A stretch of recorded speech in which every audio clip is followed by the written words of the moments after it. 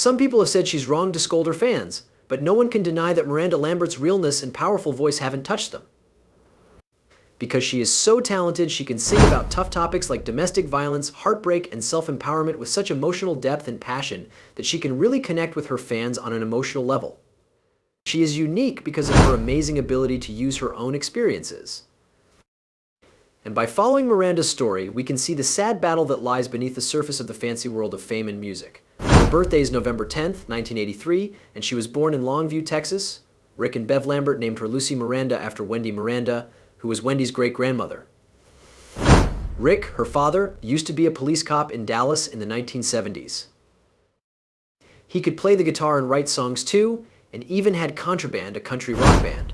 Rick and his wife opened a private detective business in Longview after the birth of their daughter Miranda. This is where they raised Miranda. This worked out well for Rick and Bev right away. When their daughter was 7, she was also on the team and was brought in for rare cases. They built a new house, had a second child, 2 cars, dogs, and some animals. Before the oil crash, everything was going well, which hurt everyone and broke the economy in Texas at the end of that decade. The family quickly lost everything when the work stopped coming in. They moved to Lindale to start over. Bev picked this small town because it had good schools. She rented some property so they could keep their animals there and put Miranda in the 1st grade. Rick got worse while the kids and animals got better. He was hurting and feeling down. He made the long trip to Dallas every week to look for work, but he got even more depressed. They rented a small house that had rats in it, but they fixed it up enough to live in. Olivia went to school with Bevy every day, and she would come back to the farm to pray and feed her animals. God, give me the ground under my feet, she prayed. Not long after that, Bev's prayers were answered when an old priest offered her a better house with lower rent if she would help fix up a much bigger farmhouse. Bev said that the old man had a message from God. After living in Lindale for a while, Paula Jones's lawyers hired Bev and Rick to look into Bill Clinton, and the two worked hard for 2.5 years to get the files that were used to call Clinton in. The couple's financial success from leaving a well-known job let them start a faith-based service where they offered their home as a safe place for children and victims of domestic violence to stay. Miranda told him, "It's just an old farmhouse." Friends of mine who lived in the city had all sorts of cool things, like swimming pools and 4-wheelers. We had a yard and lived in the country. Still, they always said, "Let's go to your house," I'd ask, why I now understand that it was because my house felt so like home. We took in everyone. All of this happened while she was at school. In other parts of her life, she was a dedicated young woman who worked hard even though she didn't get great grades. She was very involved in the band at her church. Her dad took her to see Garth Brooks when she was 10 years old, when Brooks was at the top of her game. And Miranda told her dad, "Daddy, I'd like to do that someday," when she got home with her dad. She had only sung in the church praise band up to this point. A short time after her dad told her she could, he started to push her to learn how to play the guitar. Miranda wasn't interested, though. He finally bought her a guitar when she was 14, but she still wasn't interested. Miranda's father said she was dancing, cheering, and doing other fun things that girls do with their friends. Like many other teens, she had some bad events in high school. Her looks and sense of self-worth gave her a lot of trouble. She usually wore wide pants and t-shirts, and she didn't wear any makeup, which made her look even worse, in her own words. During her teenage years, she didn't know much about fashion, which may have made her unhappy, but her family's love made up for it. She had a special kind of love and support growing up with her brother Luke, even though her parents' private investigation business made their lives more difficult at times. The effects of her parents' work were hard on Miranda and her brother emotionally, even though they didn't get hurt. These things didn't hurt the kids. Instead, they made them better. When she was 16, she heard an ad for the True Value Country Showdown on the radio and felt ready to take part. Their daughter told them she wanted to join, so they helped her record 2 of her dad's original songs. She was given a spot in the race. Even though she lost, the good comments she got made her want to do better. On the Johnny High Country Music Review in Arlington, Texas, she sang for the first time as a professional. It was the same talent show that helped LeAnn Rimes get her start in show business. She chose to go to Nashville to record a demo after going to a music seminar, but she wasn't happy with the trip. She had to record only pop music, and she got mad about it because she thought the songs were bad and cheesy. I cried in the studio after she told me what happened. We didn't have $6,000, but my dad spent it on those tests. It was awful. He says it was a cheap lesson, though, since I knew what I needed to do after 3 hours. After some time, Miranda left the studio and went home to ask her dad to teach her guitar so she could write her own songs. She started writing songs right away. She talked about the sudden skill by saying, "That's the only thing that's ever come naturally to me. I had to work hard at everything. I did badly in school. Just softball was the only thing I was good at." I had to work at that though, I cheered, but I had to stay after every game. When I first realized I was good at something, it was music. She started the Texas Pride Band when she was still in high school. They got their first job singing professionally at the Gypsy Tea Room in Deep Ellum, Dallas. After that, Miranda started playing with the band as the house band at Longview's famous Rio Palmile Ballroom, which is 45 miles away from her home. It was 3 nights a week, 4 hours of shows every night. She usually got back to Lindale around 4 a.m. and then got up early to go to school. When Miranda was asked what was worrying her, she said, "My parents were shocked at how passionate I was about it, but they pretty much dropped everything and gave it everything they had. I learned so many songs. I learned how to deal with fans and drunk people. It was a crash course and I had to learn really fast." She expressed a sense of fear about what lay ahead, saying, "I would tell my 17-year-old self that it's all going to be okay." Her mother began researching talent contests. She eventually got one in Dallas, which led to a contract with an agency that got Miranda a small role in a Ruffles potato chip ad and work in the 2001 teen comedy movie Slapper, She's French. In Nashville, Miranda also came in second out of 400 competitors for the role of Tammy. That same year, she released her self-titled debut album, which consisted of 10 tracks. Her father funded the $2,000 CD showcasing the songs, and her brother Luke created a website to sell it, and her mother drove her to radio stations and clubs to promote it and to get her bookings. The family even bought a motorhome complete with a sound system and an equipment trailer. After graduating high school early, she devoted herself to music full-time. She said at the time, "This is my college. I can't study in a book what I've learned just being out there and doing it. At first it was hard to break in because the clubs believe chicks don't draw. Plus they're expecting you to get up there and sing Broken Wing. I don't do that. I'm a guitar player and a writer." Miranda toured on her home state's music circuit throughout 2002 and placed 2 songs from her CD on the Texas music charts. In January 2003, she entered another talent contest and finished first in the Texas auditions for the nationally telecast Nashville Star competition. This was when young Miranda left home for the first time and moved to Nashville to appear on the TV series. 5 months later, out of 8,000 contestants, she finished third on the show's finale. She worked with winner Buddy Jewell on his Sony CD. Tracy Gershon, a Sony music executive and Nashville Star judge, had noticed Miranda during her time on the TV series and persuaded the label to sign her. And on September 15, 2003, Miranda became a Sony artist herself.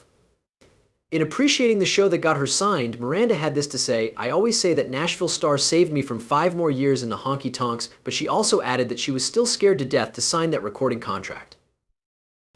I was afraid they'd change me. I was worried they'd take my songs that didn't sound like anyone else's and produce them just like the next record down the street. I did not want it to be the typical Nashville record. I have my own style. I want to be my own person. There are a million blonde chicks who can sing. I've always wanted to be different." Her solution was simple. Tell the truth or leave. She talked about the meeting with Sony leaders. "There I was at the head of the table with my hands crossed. This is who I am. I just laid it out. I'm from Texas. I write my own stuff. I need to say something. Sheer tops are never going to be worn on stage by me. I will play my guitar all the time. Now, if I can't make a song that really shows who I am, I'd rather go back to Texas and play like I did before. So please tell me now if you're going to be bossing me around." Miranda's heart was in her mouth.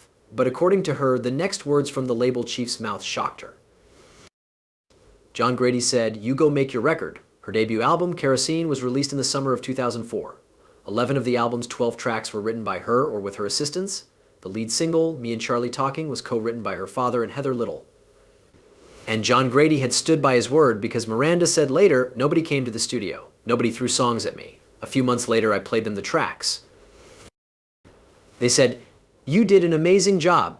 It was almost unbelievable, except it was happening to her." Miranda said she kept saying, "This can't be real. It's been such an easy road. This whole pathway has been laid out brick by brick." But her conclusion was, "That's why I know I meant to do this. I'm so excited. I feel like I'm really where it's all starting to happen." The album debuted at #1 on the Billboard Top Country Albums charts. Eventually, the RIAA certified it platinum for shipments of over 1 million copies. Overall, the album produced 4 top 40 singles on the Billboard country charts, including the title track, a top 20 hit. Miranda also went on tours with Keith Urban, Dierks Bentley, and Toby Keith. In 2005, at the 40th Annual Academy of Country Music Awards in Las Vegas, she won the CoverGirl Fresh Face of Country Music Award. She was also nominated for the Country Music Association's Horizon Award that same year. Her second album, Crazy Ex-Girlfriend, was released on May 1st, 2007. She wrote 8 of the album's 11 tracks, including 4 singles. The New Yorker said the album proved she has talent and charisma on a par with Dolly Parton, another blonde beauty who was once underestimated. However, there was a problem. Miranda's songs weren't getting into country radio. Those who were observing the music scene at the time found it surprising that her singles never reached higher than number 15 on Billboard's Hot Country chart.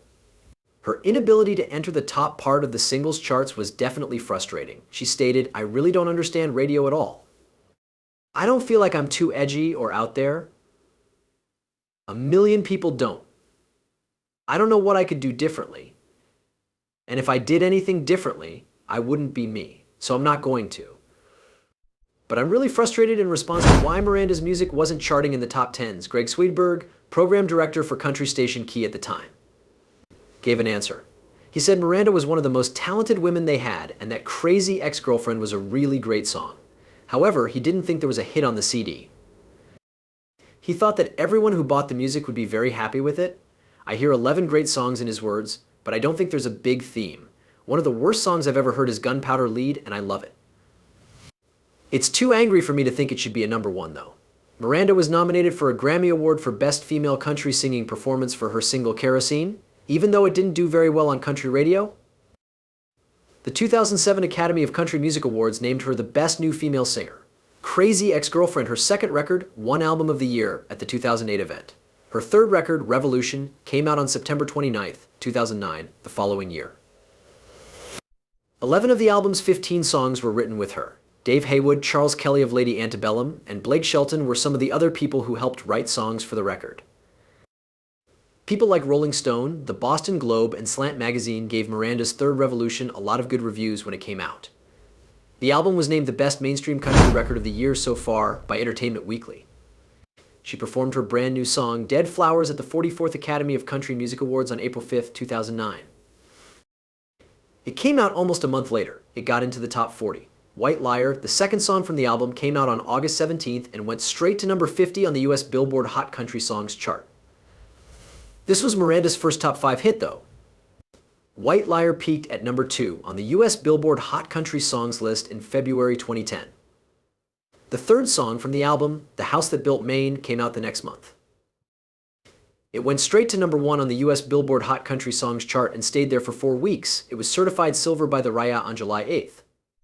Many people had said that Miranda's accomplishment was impossible, but it wasn't over yet. The fourth song from her album, Only Prettier, and the music video that went with it went viral.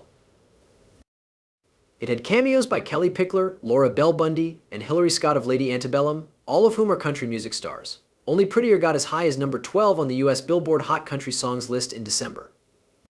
It was Miranda's 7th top 20 hit. Finally, she put out Heart Like Mine, the 5th and last song from the Revolution album. It was her second number 1 hit in the country music charts. Miranda had been nominated for a record 9 CMA awards by the end of 2010. The 44th Country Music Association Awards let her sing, and she won the award for Female Vocalist of the Year. An Album of the Year went to her movement. Miranda got off to a great start the next year when she won a Grammy for Best Female Country Vocal Performance for her song The House That Built Maine in 2012. She chose to start a new project, the girl band Pistol Annies.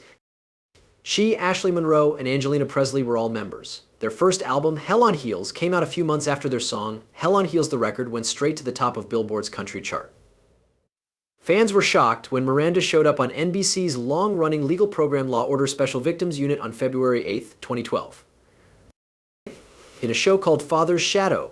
She later said she really liked the show, even though this was her first time playing. She said, "I never wanted to act, and I still don't," when asked if she had become an actor.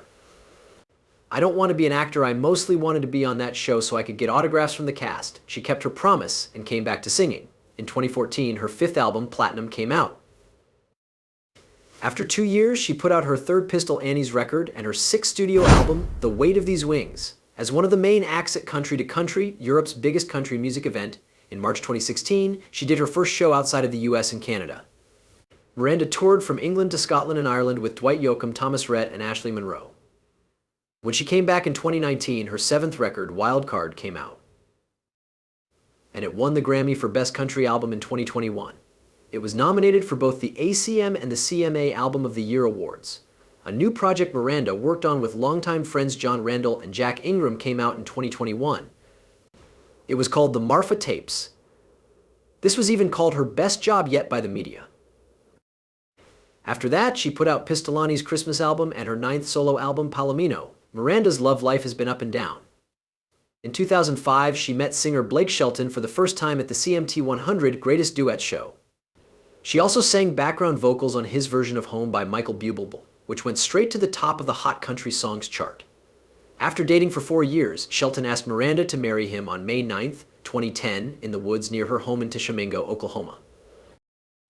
Miranda, who was 27 then, said, "I'm just excited to get married because I want to tell Blake I really can love him for the rest of my life and be happy and make him happy." On May 14, 2011, Shelton and Miranda were legally wed on Saturday night. They exchanged vows at the Don Strange Ranch in Bourne, Texas, located north of San Antonio. The celebration ran late with guests like Dierks Bentley, Laura Bell Bundy, Katherine Heigl, Josh Kelly, Reba, Kelly Clarkson, and Dierks Bentley. After 4 years of marriage, Shelton and Miranda announced their divorce on July 20th, 2015. They released their statement saying, "This was not our image of the future, and we each proceed forward at our own pace with heavy hearts. We are actual individuals with actual lives, families, friends, and coworkers. Therefore, in light of this very private circumstance, we respectfully request your privacy and compassion." The last time the public saw them together was at the Greenbrier Classic Music Series in West Virginia. Miranda dated a few more times for a while after. 4 years after her divorce on January 26, 2019, Miranda shocked her fans by disclosing that, in addition to a new romance, she had recently wed Brendan McLaughlin in secret. "I wanted to offer some news in celebration of Valentine's Day.